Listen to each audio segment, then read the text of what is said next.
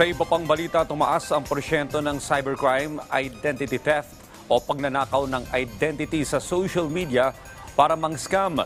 Nagbabala ang Cybercrime Investigation and Coordinating Center o CICC sa publiko sa paglaganap ng love scam ngayong nalalapit na ang Valentine's Day celebration. Si Patrick De Jesus sa detalye. Sabi nga, ang Pebrero ay buwan ng pag-ibig at kaugnay nito, nagpaalala ang Cybercrime Investigation and Coordinating Center sa pag-usbong ng love scam, lalo't papalapit ang Valentine's Day celebration. Kabilang sa uri ng love scammer ang sad boy o sad girl na magkikwento ng malungkot niyang buhay para magpaawa at makahiram ng pera sa biktima. Mayroon ding the seducer, kung saan gagamit ang scammer ng kaakit-akit na profile at manghihingi ng pribadong impormasyon, pati na hubad na larawan ng biktima na gagamitin kalaunan pang blackmail. Isa pang uri ng love scammer ang the investor, na gumagamit ng profile ng isang foreigner at nagpapaniwalang may marangyang buhay para maakit ang biktima na mag-invest ng pera. Mayroon namang nagpapanggap na sundalong nakatalaga umano sa Asia o Middle East at naghahanap ng lifelong partner. Target ang middle-aged na kababaihan, pahulugin ang loob at dito na manghingi ng pera. Marami pang uri ng love scammer gaya ng tinatawag na the escort, blackmailer, slow burn at predator. Ang PNP Anti-Cybercrime Group nagbabala rin patungkol sa love scam. Some maybe they are looking a relationship online during the month of February dahil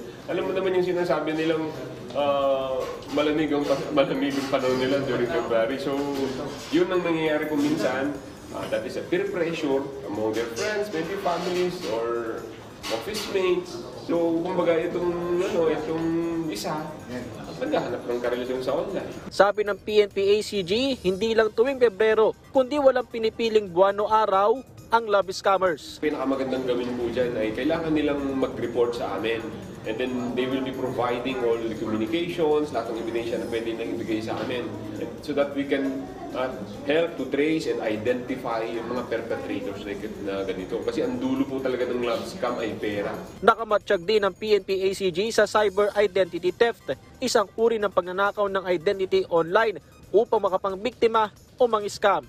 So if merong legitimate na tao, kinukuha ang kanyang identity through the use of social media or through email or even, ang sabi ko kanina, even YouTube channels or any platform that can identify a person na ito ay parang it is a true person pero somebody is manipulating that information.